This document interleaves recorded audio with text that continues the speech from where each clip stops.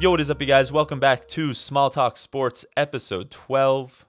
We are here with our audio-only version, back to our roots momentarily, and I have a lot to talk about this week. I think the first thing I want to discuss is, well, you're not going to expect this, an animated movie. An animated movie from the year 2004. And that animated movie is called The Incredibles. Now, in The Incredibles, if you're familiar, the main villain of the movie, or I guess movies, is Syndrome. That's his name. As a kid, he named himself Incrediboy after the main superhero of The Incredibles, Mr. Incredible. And he's this bright-eyed super fan, and he tries as hard as he can to be Mr. Incredible's sidekick. But look, he's just a kid who's running after Mr. Incredible in his car. You know, he's showing up to crime scenes unannounced while Mr. Incredible is fighting crime. And this kid, the Incrediboy, he's doing way too much. He's bringing rocket shoes. He's bringing rocket shoes to a crime scene. He's calling the cops.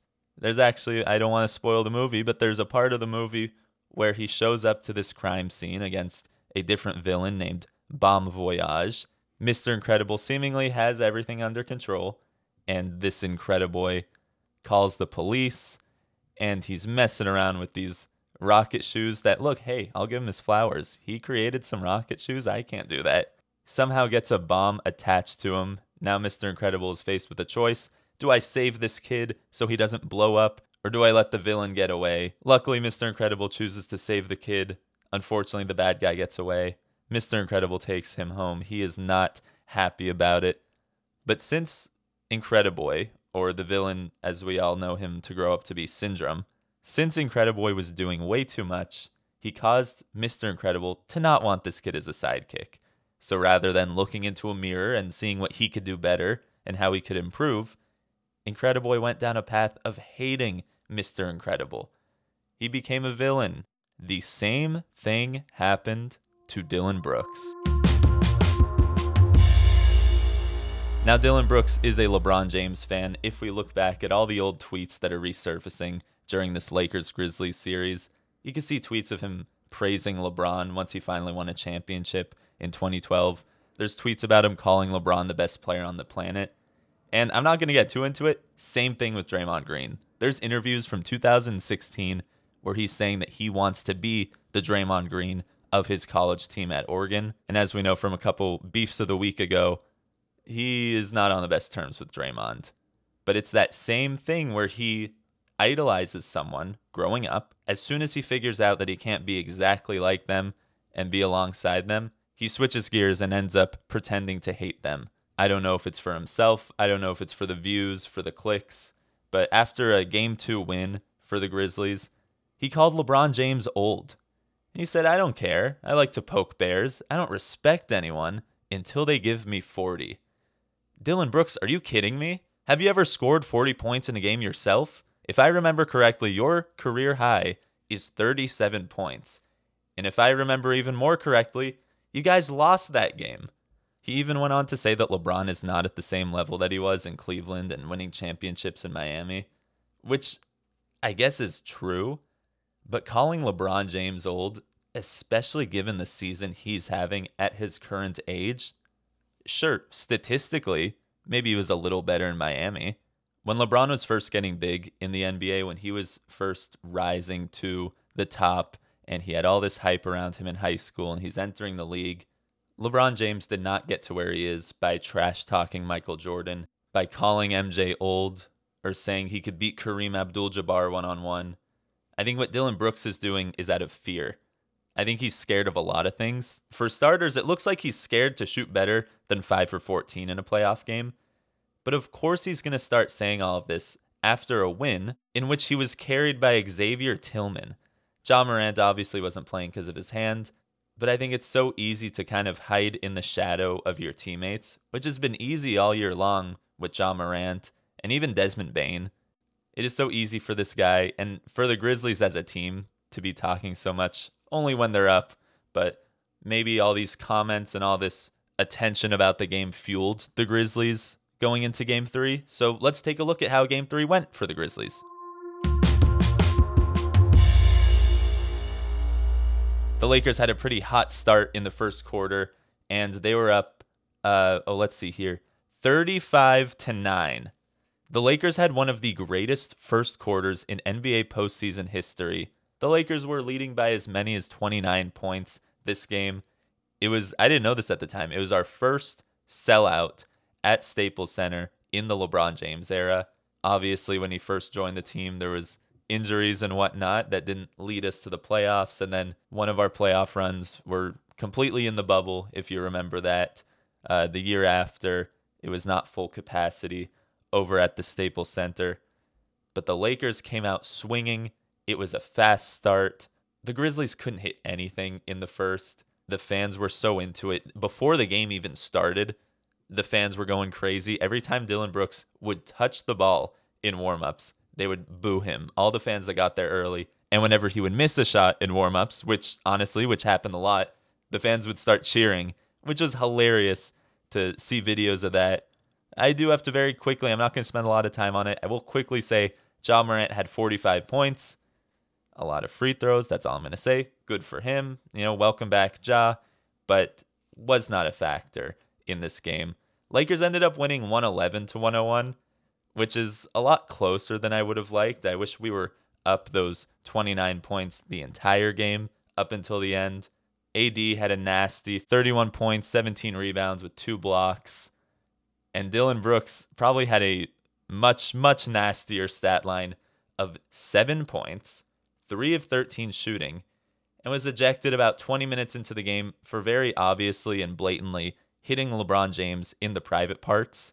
Since there was a lot of talk and a lot of hype leading up to this game, everyone had something to say post-game. But when the media asked LeBron about it and they wanted to hear a statement from him, he said, "I've been doing this too long. I've made enough statements." And honestly, that is perfect. That's a perfect response.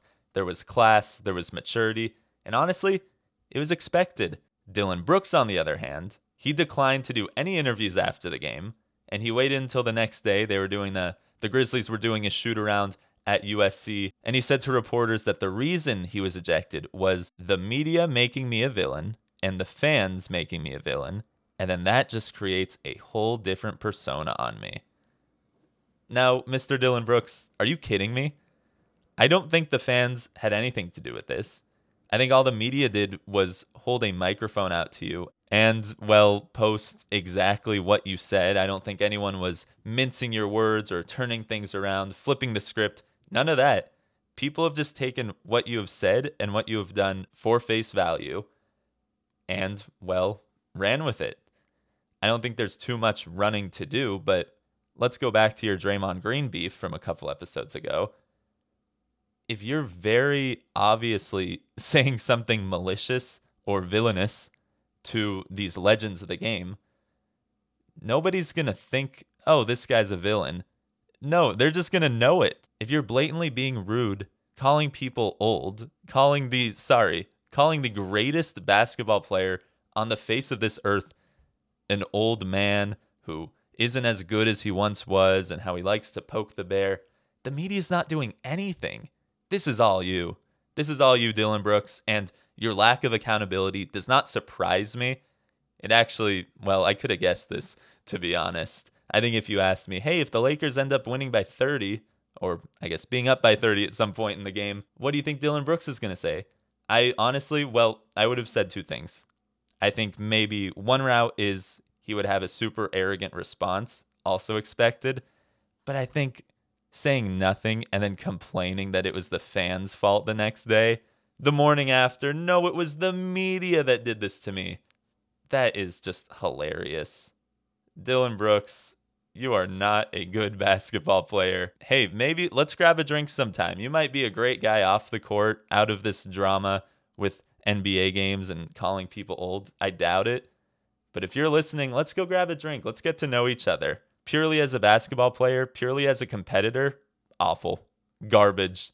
You are not good at this game, but hey, more on that later. Let's get into some other playoff games that happened the last couple of days. The Philadelphia 76ers sweep the Brooklyn Nets. There was no Joel Embiid, Game 4. I wasn't planning on that, but I did correctly predict a 76ers sweep of the Brooklyn Nets. Game 3 scared me. because the Nets looked insane. Nicholas Claxton looked awesome, but it was a super physical game. I think his emotions got the best of him. He was ejected after he dunked, not on Joel Embiid, but he dunked very close to Joel Embiid and flexed right in front of him. It looked deliberate, like he was almost trying to get ejected. Maybe he just wanted to go home early. But 76ers are still in good shape for the rest of the playoffs. They're going to have Embiid back, I'm sure, by game one of their next series. Harden will be back as well.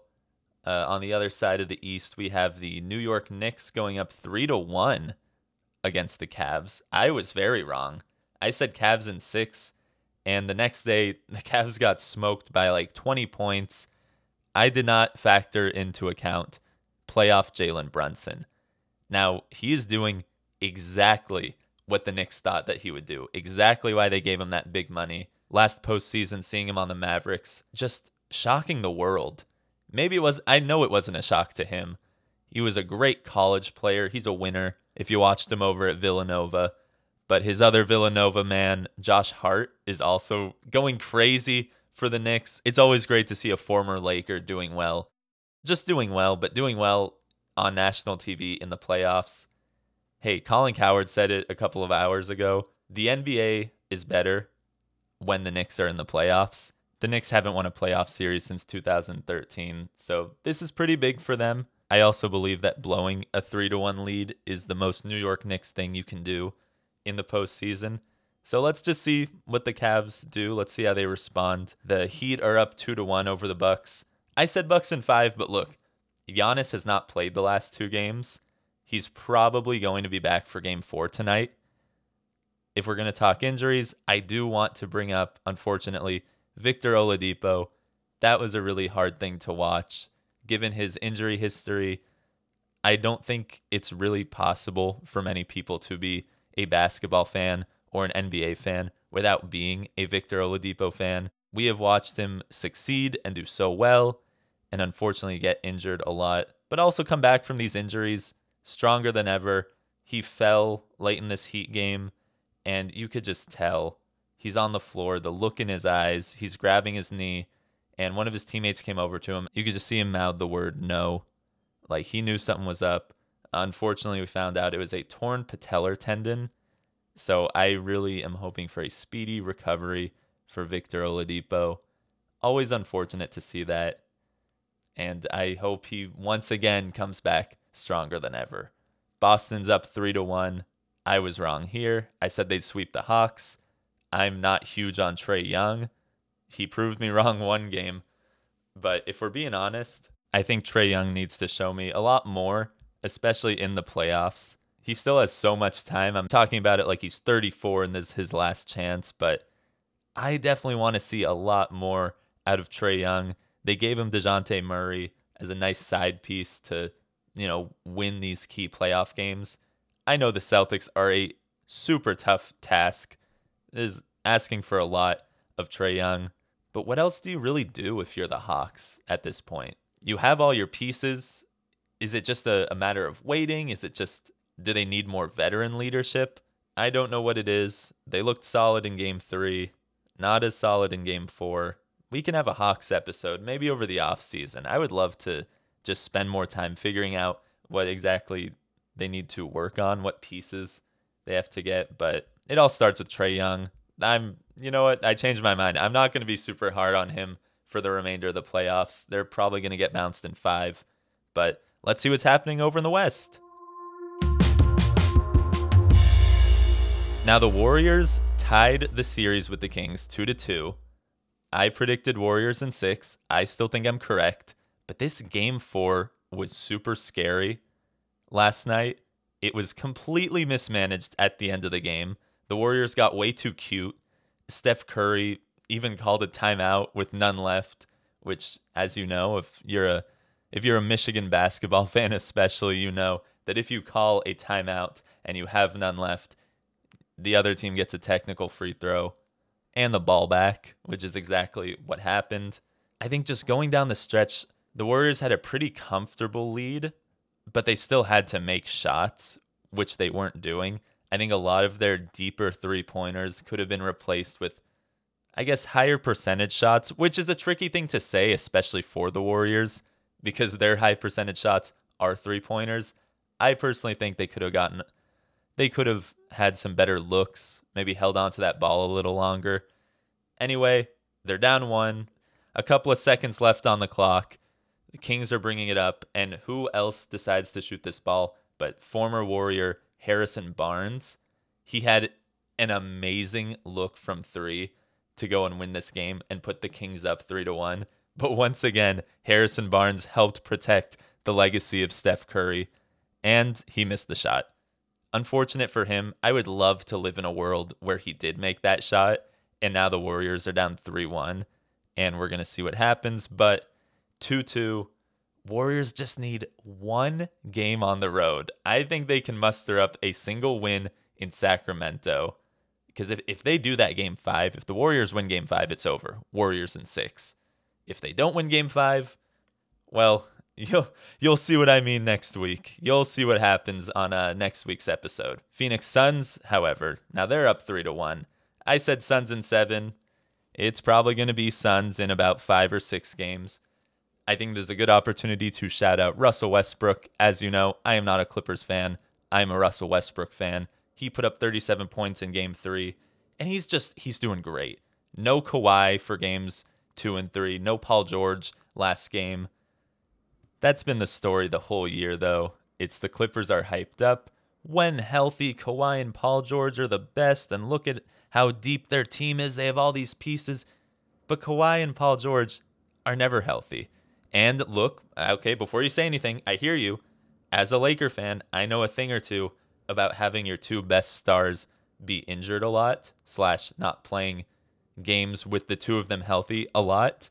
But when a Laker fan says how good we are with LeBron and AD healthy, we have a big, large, stinking ring on our finger to prove that.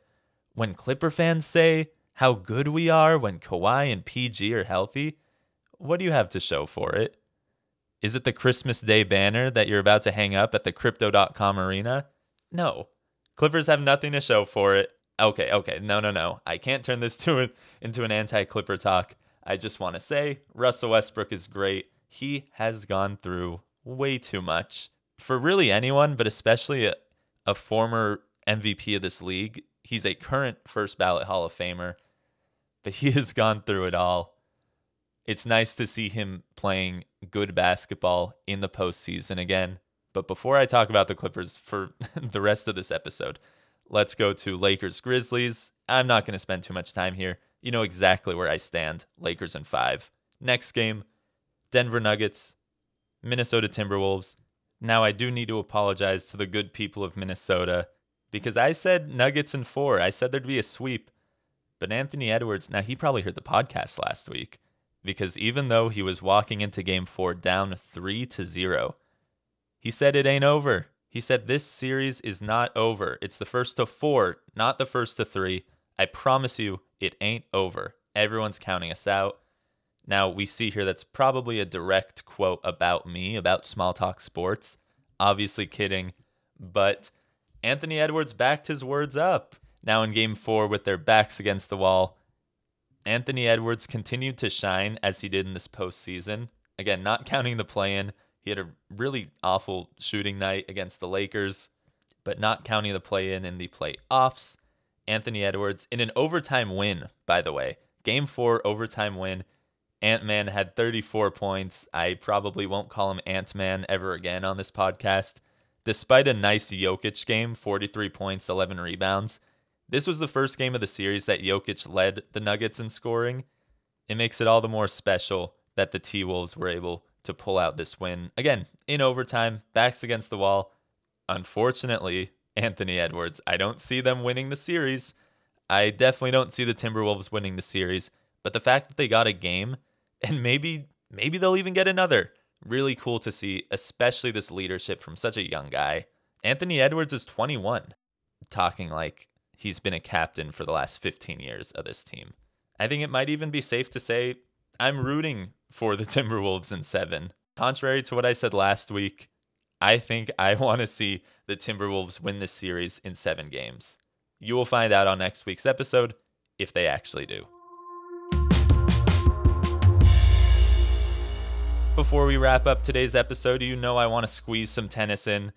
So we got to talk about the Barcelona Open.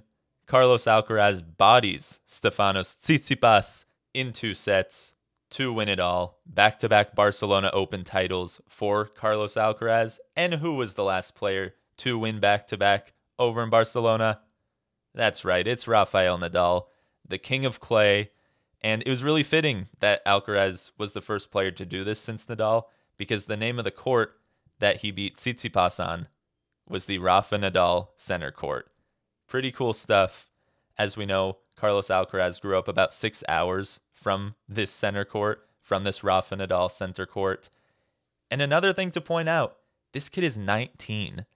Just like Jason Tatum, he's only 19 years old. He has so much more to do, despite having done so much. It's a little scary to think about, well, what's Alcaraz going to be like when he's 26? Have we seen the best tennis we're ever going to see from him? And what's super scary is that we have not. We probably have not seen the best tennis from this teenager. And I don't think it's crazy to think that 10, 20 years from now, when we're talking about Nadal, Federer, Djokovic, maybe we're going to be throwing Alcaraz's name in there too. But who knows? Something I do know is that my beef of the week this week is between me and Dillon Brooks. Now, Dillon Brooks claimed that the media and the fans made him a villain. But Dillon Brooks, I think you yourself is making you the villain. And my only response to that in one word is stop. Okay? Stop trying to be the villain, man. You're 27 years old. You're going to be an unrestricted free agent this summer. Well, not even this summer, after you guys lose in 5 games. And then what? Another 2-year contract? Then is anyone else going to sign you? Do the Grizzlies even want to re-sign you, Dillon Brooks? I don't know if they do. You're going to be playing overseas before you're 30. You have no ring. You have no bag. You are the most mid player on the most immature team that loves to talk when they're up and complain when they're down. And I know that sounds harsh, especially coming from me just sitting in my chair talking into a mic. The Athletic interviewed a current NBA player who wanted to remain anonymous, and his quote about the Grizzlies was, "They're front runners. They're just extra. They talk when they're winning. They don't say blank when they're losing. Their whole thing over there is just annoying." And I completely agree. The NBA is a man's league. Dillon Brooks is a child. He's a 27-year-old child. I think when Memphis decides that they're over you, when they don't want this annoyance on the team, and other teams around the league don't want to sign you because you average, 30 texts a game, I do want to ask one thing of you, Dillon Brooks, and that is please say hello to one of my favorite collegiate basketball players ever, Jimmer Fredette, when you guys are teammates on the Shanghai Sharks. I'm out of here. This was a great episode. Thanks so much for your support. This community of friends and family, and hey, and some new listeners, hello, welcome. But the support from my friends and family who are listening, who are still listening to this point in the podcast, thank you so much. And I'll see you next week. Small Talk Sports.